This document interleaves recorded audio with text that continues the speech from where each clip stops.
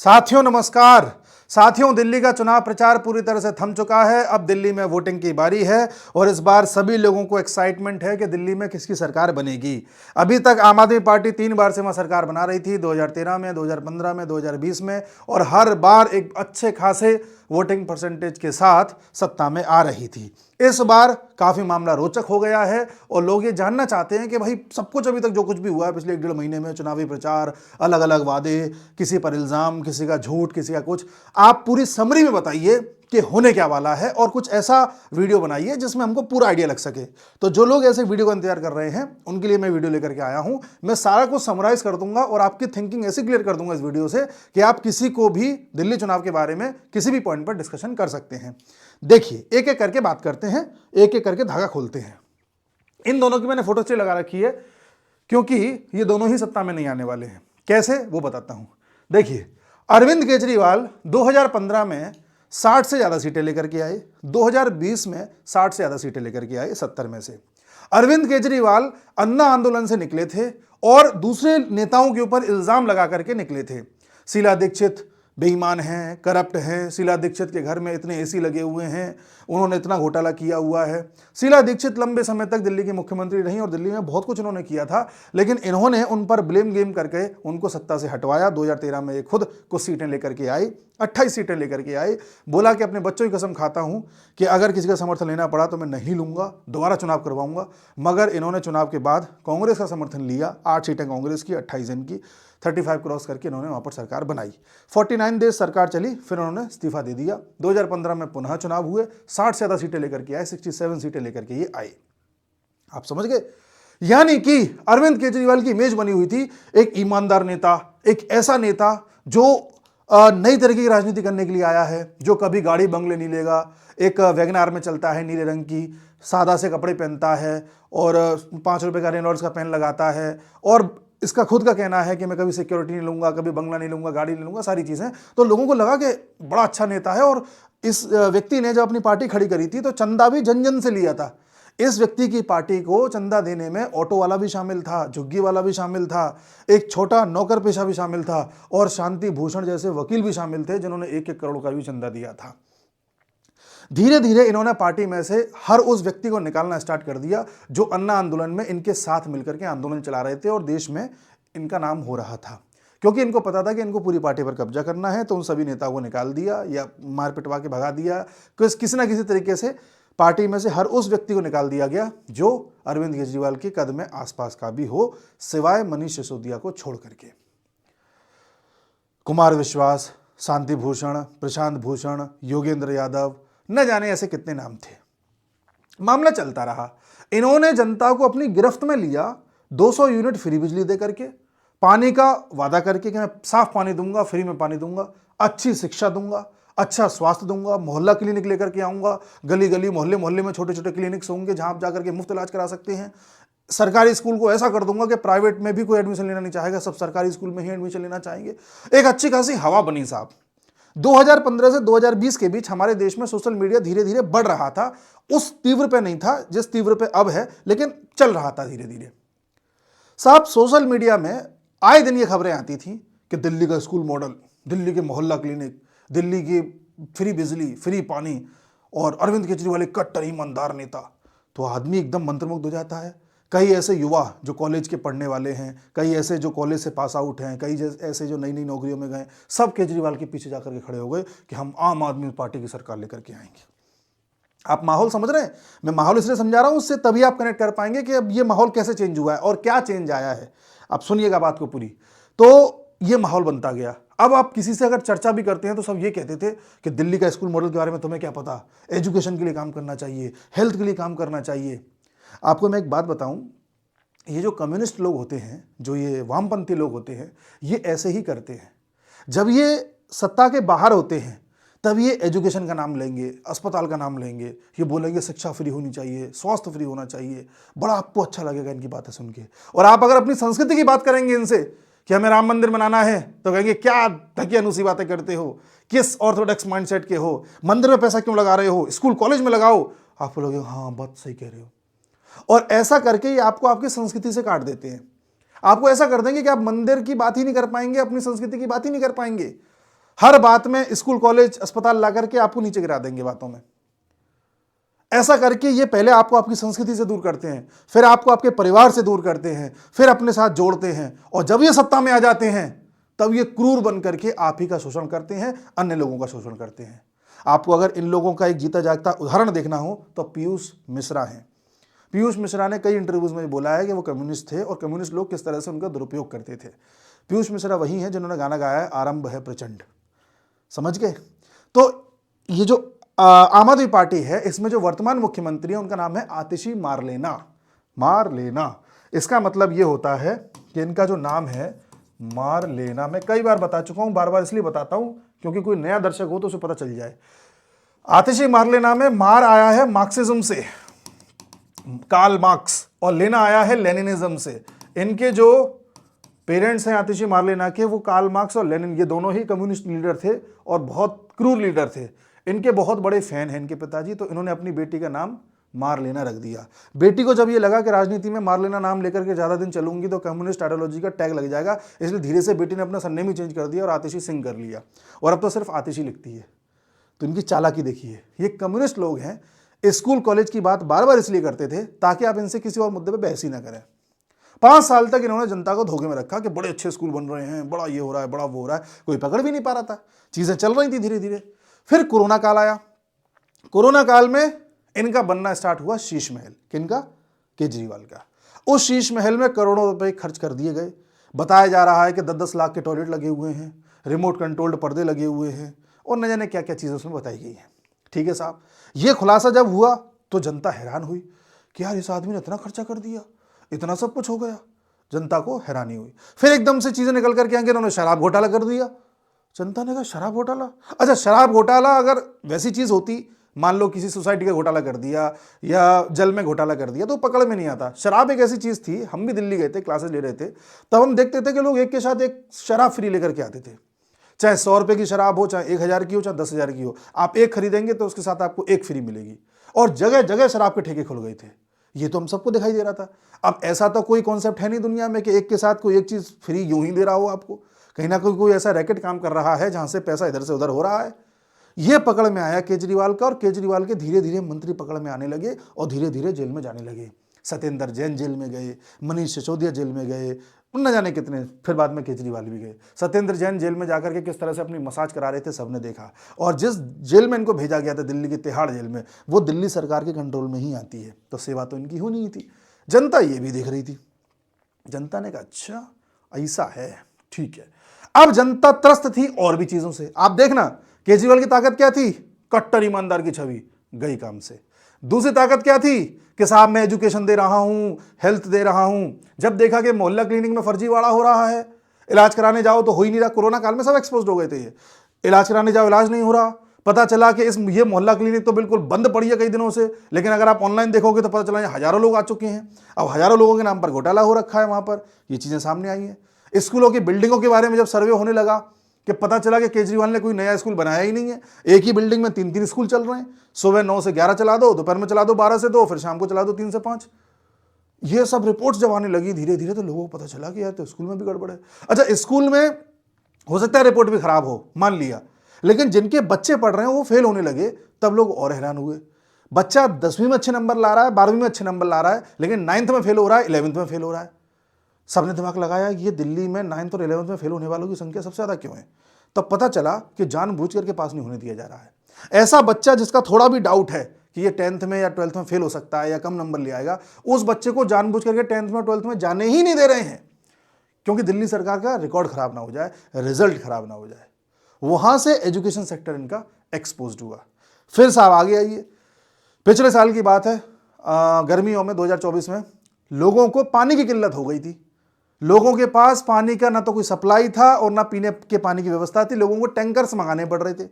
अच्छा, केजरीवाल जब 2013 में सत्ता में आए थे तो यही कह करके आए थे कि जो टैंकर हैं ये माफियागिरी चलाते हैं, मैं आऊंगा सत्ता में तो टैंकर माफियाओं को हटा दूंगा, बिल्कुल सब कुछ ईमानदारी से पानी मिलेगा जी। लेकिन देखा गया कि टैंकर माफियाओं की जो है तादाद बढ़ गई है पहले से, और टैंकर भी आ रहा है तो उसमें लोगों को नहीं मिल पा रहा पानी, सब टूट पड़ रहे हैं उस पर। तो लोगों ने वो जिल्लत झेली थी। उस वक्त ये आतिशी मारलेना ने बकवास नौटंकी करी थी जल सत्याग्रह नाम से। केजरीवाल जेल में पड़ा है, ये जल सत्याग्रह कर रही थी। किससे मांग रही है भैया? पहले ये लोग कहते थे कि दिल्ली सरकार तो हमारे पास है लेकिन एलजी काम नहीं करने दे रहे, और नीचे आपका जो एमसीडी है वो दिल्ली सरकार के पास नहीं, वो बीजेपी के पास है, तो वो भी काम नहीं कर रहे हैं जी। अब तो एमसीडी भी दिल्ली में आम आदमी पार्टी के पास आ गई है, सरकार भी इनकी है। अब कौन नहीं काम करने दे रहा? क्यों पानी नहीं मिला लोगों को? लोग ये पूछ रहे थे। लोग ये भी जान रहे थे कि 200 यूनिट तक तो बिजली फ्री है, लेकिन ये भी हर जगह ऐसा नहीं था। कई लोगों के हजारों के बिल आ रहे थे। वहां से बिजली का कॉन्सेप्ट इनका एक्सपोज हुआ। अच्छा, बिजली में ही कर्जे में चल रहे हैं, बिजली और पानी में, अभी इसमें भी एक्सपोज होंगे, इनके घोटाले सामने नहीं आए अच्छे से। अमित शाह ने बाकायदा ट्वीट करके बताया कि इतना इतना घोटाला हो रखा है, पर भी उस पर जांच बैठनी है। उसके बाद एक चीज और देखी गई कि पहले ये बोलते थे कि दिल्ली का प्रदूषण दूर कर देंगे, यमुना बिल्कुल साफ कर देंगे, और इल्जाम लगाते थे कि साहब दिल्ली का प्रदूषण इसलिए होता है क्योंकि पंजाब में पराली जलाई जाती है। लेकिन जब से इनकी पंजाब में सरकार आई है तब से पंजाब का नाम नहीं लेते, अब कहते हैं यूपी से धुआं आ रहा है जी। तो लोग कह रहे हैं कि ये आदमी यार बड़ा बेवकूफ बनाता है। पहले आदमी ध्यान नहीं दे रहा था, हवाबाजी में था कि स्कूल भी अच्छा कर दिया केजरीवाल ने, पानी भी अच्छा दे दिया, बिजली, केवल बिजली एक ऐसी चीज थी जो दिमाग में सेट थी लोगों के, हाँ 200 यूनिट बिजली का बिल तो बच ही रहा है। बाकी में लोग कॉम्प्रोमाइज कर रहे थे। पीने का पानी जनरली लोग बाहर से मंगाते हैं, बड़ी सोसाइटी वाले, तो ज्यादा बड़ी सोसाइटी वाले चक्कर में पड़ नहीं रहते। झुग्गी झोपड़ी गरीब लोग ज्यादा इसमें दुखी हो रहे थे, जिन लोगों ने केजरीवाल को सपोर्ट किया था। अब केजरीवाल ने यहां से अपनी इमेज को भी धूमिल किया, अपने मॉडल्स, फर्जी मॉडल्स को, स्कूल का मॉडल, मोहल्ला क्लिनिक का मॉडल, उसको धूमिल किया। उसके साथ ही जनता के बीच में वो शीश महल का कॉन्सेप्ट जब गया, जब लीक हुई वो खबर, या खबर जब फैली और फोटोज वगैरह गए, तो वहां से और ज्यादा ये लगा कि भाई हमसे कहता था कि हम कभी गाड़ी बंगला नहीं लेंगे, और ये देखिए। फिर केजरीवाल के बारे में जो भी वीडियो बनाता था उसको गिरफ्तार करके पंजाब की सरकार ले जाती थी, पंजाब पुलिस, तो वो भी लोग देख रहे थे। एक के बाद एक फिर लोगों ने ध्यान देना स्टार्ट किया कि यार केजरीवाल तो सब गड़बड़ कर रहा है। लेकिन अभी भी केजरीवाल के हाथ में दिल्ली थी, अभी भी है, मैं ये नहीं कह रहा हैगा, मतलब वर्तमान में तो है ही। तो केजरीवाल अभी भी दिल्ली पर कमांड बनाए हुए थे। क्यों? क्योंकि अभी भी लोगों को मुफ्त की चीजें चाहिए थी। अब जानिए, केजरीवाल को अगर दिल्ली से हटाना है या हटाना था, तो केजरीवाल को दिल्ली से हटाने के लिए सिर्फ भ्रष्टाचारी वो साबित हो जाए या उसका स्कूल कॉलेज का मॉडल फ्लॉप हो जाए, ये काफी नहीं था। ऐसी चीजें एक्सपोज करना था जिससे एक झुग्गी झोपड़ी गरीब आदमी को दिक्कत हो रही हो। वो लास्ट मोमेंट पर जाकर के हुआ। ये एक बड़ी एक घटना हुई थी, मैं आपको बताता हूं। यह घटना हुई इस साल जनवरी में, जब प्रधानमंत्री मोदी ने 3 जनवरी को लगभग 1600 फ्लैट आवंटित कर दिए, फ्लैट मकान, ईडब्ल्यूएस इकोनॉमिकली वीकर सेक्शन को 1600 से ज्यादा फ्लैट दे दिए। ऐसा फ्लैट जिसे एक अपर मिडिल क्लास आदमी को बनाने में भी अच्छा खासा समय लग जाए, उनको लोन लेना पड़ता है, उस लोन को जिंदगी भर आदमी चुकाता रहे, ऐसा अच्छे खासे कंडीशन का जब फ्लैट दे दिया, और लोगों ने देखा कि डीडीए अप्रूव्ड फ्लैट हमें मिल रहे हैं, केंद्र सरकार दे रही है, यानी कि ये केजरीवाल तो बेवकूफ बना रहा था। यहां से केजरीवाल फंसना स्टार्ट हुए, और इस पे भी काम कर दिया अमित शाह ने। अमित शाह ने बोल दिया कि हम अगर सत्ता में आए तो जितने भी झुग्गी झोपड़ी में रह रहे हैं इन सबको मकान में कन्वर्ट कर देंगे। लोगों को लगा अरे ये तो कर भी रहे हैं। एक खबर और निकल के आ गई कि भाई केंद्र सरकार ने जो आयुष्मान योजना लागू कर रखी है देश में, गरीब लोगों का मुफ्त इलाज हो सके इसके लिए, उनको इंश्योरेंस मिल सके इसके लिए, वो केजरीवाल ने लागू ही नहीं होने दी दिल्ली में। इस वजह से लोग और गुस्सा हुए, क्योंकि इससे तो गरीबों को ही मिलता है फायदा। लोग अब समझने लग गए कि यह आदमी यार गड़बड़ कर रहा है, ना तो केंद्र की कोई योजना लागू होने दे रहा, ना हमको कुछ लाभ पहुंचा रहा, सिर्फ हवाबाजी कर रहा है। यहां से केजरीवाल पकड़ में आया, और ये सारी जितनी भी फर्जी केजरीवाल की बातें थी, इनको अब जन जन तक पहुंचाने का काम किया आरएसएस ने। आरएसएस ने हरियाणा में, महाराष्ट्र में जन जन तक जाकर के पर्दे के पीछे रह करके लोगों को कन्विंस करना स्टार्ट किया कि देखो केजरीवाल ये झूठ बोल रहा है और सच्चाई ये है। अब जानिए इस बात को, यहां केजरीवाल फंसना स्टार्ट हुए। उसके साथ ही इनकी एक पुरानी सहयोगी थी आपकी स्वाति मालीवाल। स्वाति मालीवाल आम आदमी पार्टी की लंबे समय से सहयोगी रही, सदस्य रही हैं, अरविंद केजरीवाल की सहयोगी रही हैं, और अरविंद केजरीवाल की पार्टी में अरविंद केजरीवाल को अरविंद कह करके 2 ही लोग बुला सकते थे, एक आपके कुमार विश्वास, दूसरी स्वाति मालीवाल। कुमार विश्वास को पहले ही निकाल दिया गया, और स्वाति मालीवाल को अरविंद केजरीवाल ने अपने घर में बुलवा करके अपने पीए वैभव कुमार से पिटवा दिया था। जब तब से स्वाति मालीवाल खुन्नस खाए बैठी हैं और अरविंद केजरीवाल के खिलाफ प्रचार कर रही हैं। क्यों पिटवाया था? क्योंकि अरविंद केजरीवाल जब जेल में थे तो उनका केस लड़ रहे थे, आपके अभिषेक मनु सिंघवी जो देश के सबसे महंगे वकील हैं, उनकी करोड़ों फीस है, तो उस वकील को खुश करने के लिए केजरीवाल चाहते थे कि उनको राज्यसभा भेज दिया जाए। अब राज्यसभा भेजने के लिए अपने किसी मेंबर से इस्तीफा दिलवाना पड़ेगा, तब उनको भेजा जाना पड़ेगा। तो अपने मेंबर में इस्तीफा दिलवाने के लिए केजरीवाल को सबसे सॉफ्ट टारगेट लगी स्वाति मालीवाल। स्वाति मालीवाल को घर पर बुलाया था इसीलिए कि भाई तुम इस्तीफा दे दो, इन्होंने मना कर दिया, बदले में इनकी पिटाई हो गई, बदले में मामला थाने में पहुंच गया, और अब ये खुन्नस में गली गली मोहल्ला मोहल्ला जाकर के वीडियो बना रही हैं और एक्स पर डाल रही हैं, ट्वीट कर रही हैं और बता रही हैं कि केजरीवाल की ये सच्चाई है। तो केजरीवाल के खुद के सदस्य अब उसके खिलाफ खड़े हो गए आकर के। ये अगला नेगेटिव पॉइंट केजरीवाल का। उसके बड़ा नेगेटिव पॉइंट केजरीवाल का निकल करके आया जब लोगों को यह पता चला कि इस आदमी पर केस चल रहा है शराब घोटाले का। यह आदमी कह रहा है कि अगली बार चुनाव होंगे तो मैं जीत के आ जाऊंगा, फिर मैं सब ठीक कर दूंगा। यह आदमी सीएम बन ही नहीं सकता क्योंकि कोर्ट ने मना कर रखा है। अगर ये सीएम के चार्जेस ही फुलफिल कर सकता तो इस बार ये अपना इस्तीफा ही क्यों देता, आतिशी को क्यों कुर्सी पे बिठाता पपेट के रूप में। इस बार केजरीवाल ने जो इस्तीफा दिया वो इसलिए क्योंकि सुप्रीम कोर्ट ये कह रही है कि आप कोई भी फंक्शन ऐसा सीएम नहीं कर सकते, तो वो तो आप अगली बार भी नहीं कर पाओगे, आप बरी थोड़ी हुए अदालत से, जमानत पे ही तो बाहर हो। लोग ये भी समझ गए। तो जो केजरीवाल ये कह रहे हैं कि बीजेपी के पास कौन सा फेस है, कांग्रेस के पास सीएम का कौन सा फेस है, वो केजरीवाल ये बता दें कि आम आदमी पार्टी का कौन सा फेस है, क्योंकि तुम तो बन नहीं सकते। ये अगला पॉइंट है जो केजरीवाल पिछड़ रहे हैं। अभी तक क्या है कि आम आदमी पार्टी का चेहरा था केजरीवाल, स्टार प्रचारक थे, बाकियों के पास चेहरा नहीं था। केजरीवाल चेहरे के मामले में भी अब पिछड़ गए। ये अंतर हो रहा है। और सबसे बड़ा अंतर दिवाली के बाद छठ पूजा होती है वहां से क्रिएट हुआ, जो फिलहाल का अंतर है वो है यमुना की सफाई। यमुना की सफाई को लेकर के बड़ा साहब जो है विवाद हुआ, और यमुना की सफाई को लेकर के बीजेपी लगातार हमलावर है। ये केजरीवाल तुम बार बार आते हो और बोलते हो कि अब आए तो यमुना साफ, अब आए तो यमुना साफ, यमुना को इतना साफ बना देंगे कि जी हम सब मिलकर के उसमें स्विमिंग करने जाएंगे, डुबकी लगाएंगे। और अब केजरीवाल क्या कह रहे थे कि साहब यमुना की सफाई मैंने नहीं करी, ठीक है मैं माफी मांगता हूं। केजरीवाल ने 3 चीजों को लेकर के माफी मांगी है। देखिए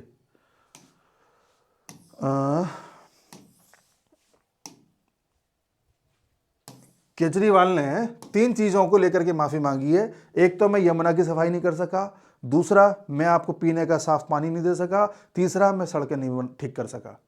तो तुमने किया क्या है? जब केजरीवाल खुद इस बात को बोल रहे हैं तो इसका मतलब ये है कि बात गहरी है। केजरीवाल को पता है कि अब लाला जीतने नहीं है, ठीक है। तो लगातार यमुना का मुद्दा हावी था। बीजेपी ने पूछा कि आपने क्यों साफ नहीं किया।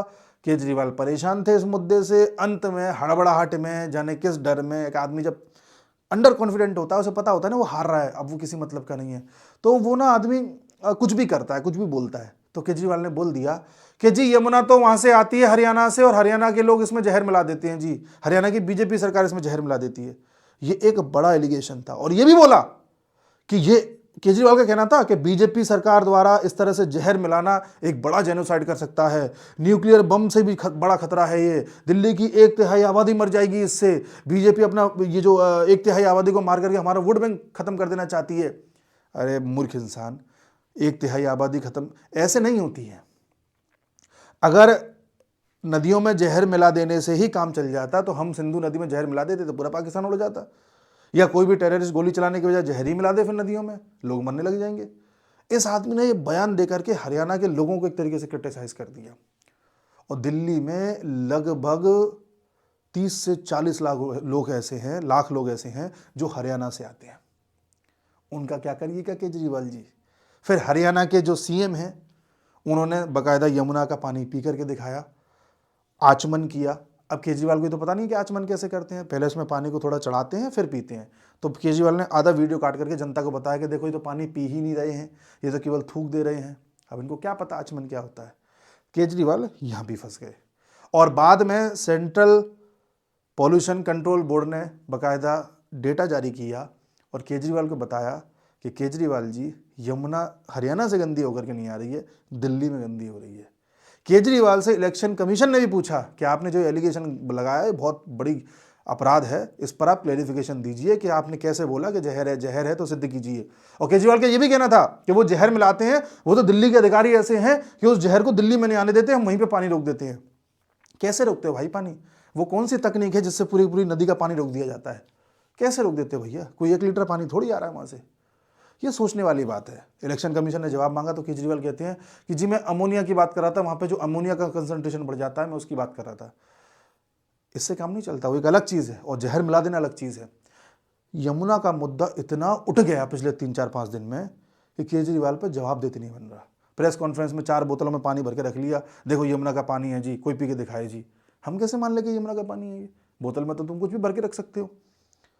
तो केजरीवाल ने एक एक्चुअल में अपने आप को हर उस एंगल पे घेर लिया जहां पर ये पहले एज लेकर के बैठे हुए थे और सबसे आगे चल रहे थे। अब आप समझ गए, इनके घर के भेदी भी लंका ढा रहे हैं, इनके भ्रष्टाचार सामने आ रहे हैं, इनका कोई भी प्रॉमिस फुलफिल नहीं हो रहा, इनके पास अब सीएम का फेस नहीं है, इनके पास अब वो क्रेडिबिलिटी नहीं है, शीश महल इनका अलग चमक रहा है।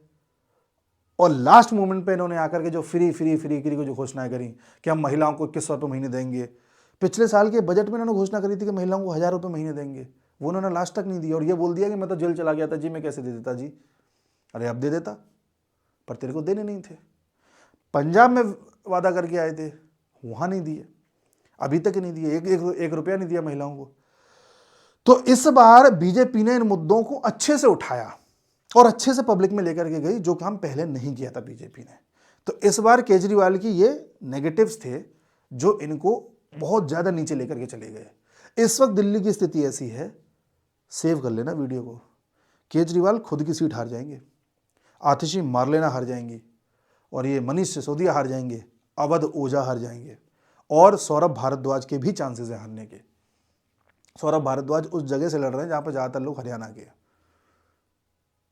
समझ रहे हैं। और ये क्यों हार रहे हैं?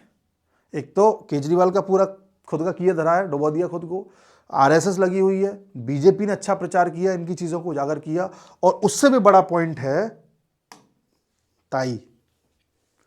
2 दिन पहले आकर के ताई ने 12 लाख तक के लोगों को टैक्स की छूट दे दी, जहां से मिडिल क्लास का एक बड़ा सेक्शन इस समय बीजेपी के साथ खड़ा हो गया आकर के।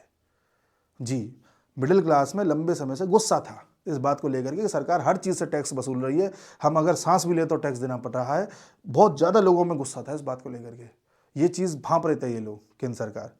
तो लास्ट मोमेंट पर बजट ला करके एक ऐसा बम फोड़ दिया जिसका कोई जवाब नहीं है केजरीवाल के पास। ये भी एक बड़ी चीज थी। लेकिन लास्ट मोमेंट पे आने से पहले बीजेपी ने एक काम और किया। मैंने कई वीडियोस में बताया है कि बीजेपी हो, कांग्रेस हो, कोई भी हो, कांग्रेस देखो कोशिश नहीं कर रही, कांग्रेस पर मैं बाद में आऊंगा, पहले बीजेपी की बात कर रहा हूं। बीजेपी अगर दिल्ली में जीतना चाहती है तो उसे एक तो केजरीवाल की हर चीज को अच्छे से उजागर करना होगा, नैरेटिव बनाना होगा, और दूसरा बीजेपी को भी रेवड़ी बांटनी ही पड़ेगी, क्योंकि उसके अलावा कोई चांस नहीं है। हमारे देश के लोगों को आदत है रेवड़ी खाने की। वो 200 यूनिट फ्री बिजली के चक्कर में केजरीवाल को जिता देंगे। आप कितना भी कुछ भी कर लेना, वो अंत में केजरीवाल को जिता के आएंगे। वो कहेंगे केजरीवाल जेल चला जाए कोई दिक्कत नहीं है, बिजली तो फ्री आ रही है। ये बहुत बड़ा फैक्टर है। अगर आपने ये नहीं कहा कि हम भी देंगे, तब तक आपकी बात कोई नहीं मानेगा। और ये जो 2100 रुपए देने की केजरीवाल ने जो बात करी थी महिलाओं से, और कहा था कि अब ये फॉर्म भर दो, रजिस्ट्रेशन करा लो, जो रजिस्ट्रेशन कराएगा उसी को मिलेगा, इस वजह से भी महिलाओं में एक था कि हमें 2100 रुपए मिलेंगे। आदमी देखो कितना भी उसके साथ विश्वासघात हो जाए, फिर भी आदमी विश्वास तो कर ही लेता है। आपके साथ कोई 2 बार चीट कर जाए, 3 बार चीट कर जाए, फिर भी चौथी बार लगता है यार कि एक बार विश्वास करके और देख ले। समझ रहे हो? तो वहां पर केजरीवाल का पलड़ा भारी था। उसके बदले में बीजेपी ने बोला था कि हम महिलाओं को 2500 रुपये महीने देंगे, सिलेंडर पर 500 रुपये की सब्सिडी देंगे, होली दिवाली पर एक सिलेंडर फ्री दिया जाएगा, गर्भवती महिलाओं को 21,000 रुपये देंगे, 5 लाख रुपए तक का अतिरिक्त स्वास्थ्य बीमा दिया जाएगा, आयुष्मान भारत योजना को लागू किया जाएगा, बुजुर्गों को 3,000 रुपये तक की पेंशन दी जाएगी, और जो आम आदमी पार्टी ने फ्री चला रखा है वो ऐसे ही चलता रहेगा। उसके अलावे बीजेपी ने दूसरा काम यह किया कि अपने संकल्प पत्र को एक बार में जारी ना करके 3 बार में जारी किया। सबसे लास्ट में जारी किया अमित शाह ने, और बोला कि यमुना रिवर को 3 साल के अंदर अंदर साफ करके दिखाएंगे और यमुना रिवर फ्रंट बनाएंगे, जैसे साबरमती रिवर फ्रंट है, जिससे कि रोजगार भी जनरेट हो, टूरिज्म भी आए और चीजें देखने लायक भी बने। साथ ही महाभारत कॉरिडोर बनाएंगे जिससे लोगों को रोजगार मिले, और 50,000 रोजगार तैयार करेंगे, और जितनी भी झुग्गी झोपड़ियां इनको मकान के रूप में कन्वर्ट कर देंगे। ये जो वादे हुए, लोगों को लगा कि हाँ, और फिर बाद में निर्मला ताई ने आकर के वो करके भी दिखाया कि देखो आपको टैक्स फ्री कर दिया मैंने। यहां से पासा पूरी तरह से पलट गया। अब स्थिति ये आ गई है कि अगर सट्टा बाजार का देखें तो परसेंटेज के मामले में बीजेपी को सट्टा बाजार कह रहा है कि 44% वोट मिलेंगे, आम आदमी पार्टी को 42 से 43% वोट मिलेंगे, ऐसा है। पर हम आपको बता दें, वोटिंग परसेंटेज तो नहीं कह सकते कुछ भी, पर सीट्स में बहुत अंतर होने वाला है। हमारे अनुमान से सीट्स जो है बीजेपी के 50 से पार जाएंगी, ऐसा अनुमान कह रहा है। बाकी देखते हैं। कांग्रेस का सीन देखिए ऐसा है, ये आम आदमी पार्टी के वादे हैं वही पुराने वाले। कांग्रेस का सीन ऐसा है कि कांग्रेस ने भी वादा किया कि 2500 रुपये महिलाओं को देंगे, 25 लाख रुपए तक का मुफ्त इलाज मिलेगा, युवा उड़ान योजना के तहत 1 साल की अप्रेंटिसशिप होगी और हर महीने 8,500 रुपये युवाओं को दिए जाएंगे, और फ्री बिजली योजना के तहत 300 यूनिट फ्री बिजली देगी कांग्रेस, जो कि आम आदमी पार्टी भी 200 यूनिट दे रही है। 500 रुपये में गैस सिलेंडर देंगे, हर महीने आपको राशन किट देंगे, 5 किलो चावल, 2 किलो चीनी, 1 लीटर तेल, 6 किलो दाल, 250 ग्राम चाय की पत्ती। लेकिन कांग्रेस की ये बातें उतनी सुनने में नहीं आ रही होंगी, सुनने में आम आदमी पार्टी की आती है इस टाइप की बातें। वो इस मामले में आगे है बहुत ज़्यादा, बीजेपी थोड़ा पीछे है, कांग्रेस बहुत पीछे है। कांग्रेस स्टार्टिंग में आई थी मजबूती के साथ चुनाव लड़ने के लिए। अजय माकन ने, आपके संदीप दीक्षित ने तगड़े तगड़े आरोप लगाए केजरीवाल के ऊपर और घेर लिया। फिर दिल्ली हाईकमान से ऑर्डर आया कि नहीं केजरीवाल को मत घेरो, क्योंकि अगर कांग्रेस थोड़ी भी मजबूती से लड़ी तो कहीं ऐसा ना हो कि कांग्रेस के मजबूत होने पर आम आदमी पार्टी कमजोर हो जाए और बीजेपी सत्ता में आ जाए, क्योंकि जहां भी ट्रायंगुलर कॉन्टेस्ट होता है वहां बीजेपी को फायदा हो जाता है।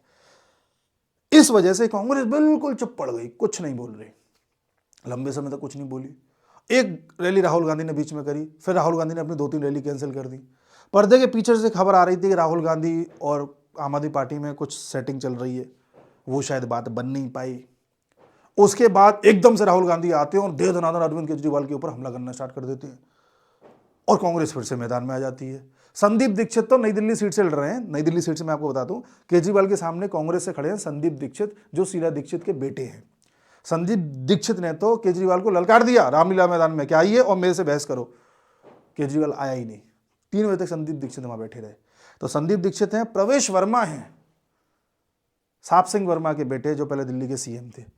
वो पिछले 8 महीने से लगातार नई दिल्ली विधानसभा सीट पर घर घर जाकर के कैंपेनिंग कर रहे हैं, लोगों के बीच में अपनी पैठ बना रहे हैं और इस समय काफी ज्यादा चांसेस हैं उनके जीतने के। तो साहब संदीप दीक्षित तो अपना अकेले लगे हुए हैं घेरने में केजरीवाल को, बट कांग्रेस जो बीच में गायब हो गई तो लास्ट में एकदम से आई, उसका कारण पता है क्या है? उसका कारण है मुसलमान जी। अब मुसलमान का क्या सीन है, अब वो कहानी मैं आपको बताता हूं। देखिए, दिल्ली में मुसलमानों का एक साथ वोट जाता था पहले कांग्रेस को, फिर वो जाने लगा केजरीवाल को, और केजरीवाल की आम आदमी पार्टी की स्थिति ऐसी हो गई कि जहां कांग्रेस को पहले 40% तक वोट दिल्ली में मिल जाते थे, वो अब केवल 4% पर आ गए और कांग्रेस का पूरा वोट बैंक आम आदमी पार्टी पे शिफ्ट हो गया। पूरा वोट बैंक का मतलब है मेजरली मुसलमान और थोड़ा झुग्गी झोपड़ी वाले लोग। अब मुसलमान का सीन ऐसा था कि 2020 में दंगे हुए थे, वहां मुसलमानों के साथ खुलकर के खड़े दिखाई नहीं दिए केजरीवाल। उसके बाद केजरीवाल ने अभी कुछ महीनों पहले ऐलान किया था कि मुसलमानों के इमामों को हर महीने 18,000 रुपए देंगे हम, जो पिछले 17 महीने से दिए ही नहीं। इस बात से मुसलमान नाराज थे दिल्ली में। यह चीज को भांप गया इंडिया अलायंस, और इंडिया अलायंस जानता था कि अगर मुसलमान नाराज है केजरीवाल से तो हो सकता है कि कांग्रेस के साथ चला जाए।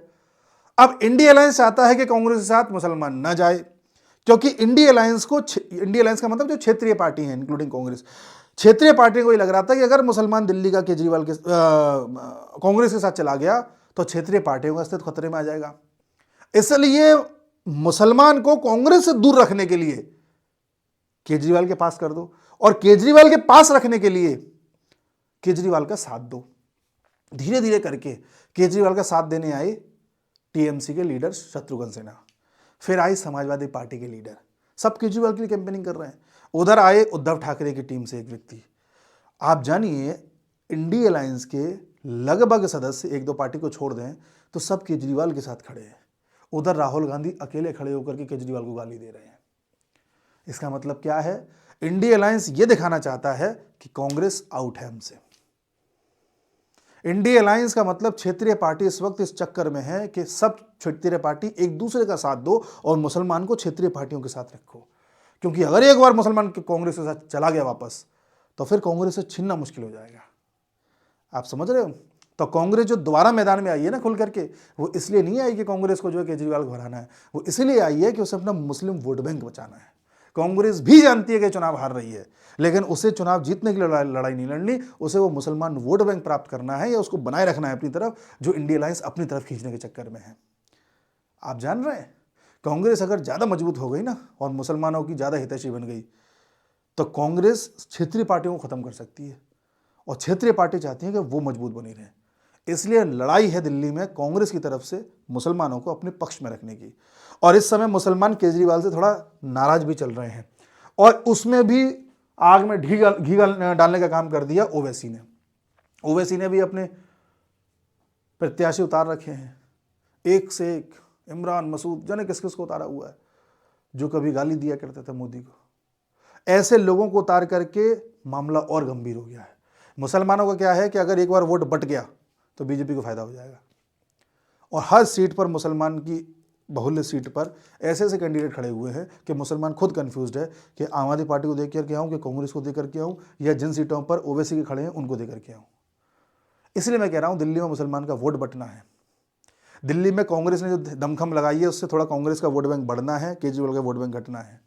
केजरीवाल की इमेज खराब हो चुकी है, केजरीवाल ने कोई काम नहीं किया, सबको दिखाई दे रहा है। बीजेपी ने बड़े बड़े वादे कर दिए हैं, वो भी एक फैक्टर है। केजरीवाल हर दिन कुछ बोल के झूठ बोल रहे हैं, वापस पलट रहे हैं बात को, कुछ का कुछ बोल रहे हैं, वो भी जनता देख रही है। केजरीवाल कितने अंडर कॉन्फिडेंट है ये भी जनता को दिखाई दे रहा है। इन सब के बीच में बोल रहा हूं कि इस समय फायदे में बीजेपी खड़ी है। क्या हो क्या नहीं हो पता नहीं, अभी एनालिसिस तो यही कह रहा है। केजरीवाल इतने ज़्यादा नर्वस हैं इस वक्त कि खुद बोल रहे हैं कि आम आदमी पार्टी, आज ही बोला है, 55 सीट जीतने जा रही है, अगर महिलाएं थोड़ा सा धक्का लगा दें तो हम 60 जीत सकते हैं, ऐसा इसने बोला है। ये कौन कह रहा है? ये वो व्यक्ति कह रहा है जिसने 2020 में 62 सीटें जीती थी, यानी 8, 5, 6, 7 सीटें तो खुद ही कम कर चुके। तो जो आदमी खुद सीटें कम करके बता रहा है, इसका मतलब वो भी जानता है कि लुटिया डूबी हुई है, और चेहरे की जो हवाइयाँ हैं इस तरह से उड़ी हुई हैं केजरीवाल की कि आप खुद देख करके अंदाजा लगा सकते हैं कि इस बार केजरीवाल के बस का नहीं है। फेस रीडिंग से पता चलता है, ये एग्रेसिव कैंपेनिंग नहीं है। संजय सिंह अभी कहीं जा रहे थे, कहीं रैली टाइप की करने के लिए, लोगों ने बीच में घेर करके नारे लगाए केजरीवाल चोर है। केजरीवाल की पार्टी के प्रत्याशी खुद कह रहे हैं कि भैया केजरीवाल और मनीष सिसोदिया, आप लोग हमारी कैंपेनिंग करने मत आना, चुनाव प्रचार करने मत आना, लोग हमें भी हरा देंगे। ये दिल्ली की स्थिति केजरीवाल ने कर दी है। ये है तो कांग्रेस क्यों लड़ रही है, समझ गए। इंडिया अलायंस वाले क्यों इंटरेस्टेड हैं केजरीवाल को सपोर्ट करने में, समझ गए। बीजेपी क्या कर रही है इस बार पॉजिटिव वे में, समझ गए। आरएसएस क्या कर रही है, समझ गए। केजरीवाल क्यों पिट रहे हैं मतलब पिछड़ रहे हैं, समझ गए। और ताकत क्या है दिल्ली में जीतने के लिए? दिल्ली में वही जीत सकता है जो झुग्गी झोपड़ियों के गरीब लोगों के वोट को प्राप्त कर सके, ऑटो रिक्शा वालों के प्राप्त कर सके, जो लोगों को दिल्ली में रहना आसान करा सके, और जो लोगों की ज़िंदगी को बदलते हुए दिखा सके, जो केजरीवाल नहीं कर पाए हैं। समझ गए। यही मैं इस वीडियो के माध्यम से समझाना चाहता था। उम्मीद है थोड़ी बहुत अंडरस्टैंडिंग बनी होगी। फिर आएंगे 5 तारीख को और फिर आएंगे 8 तारीख को। नमस्कार।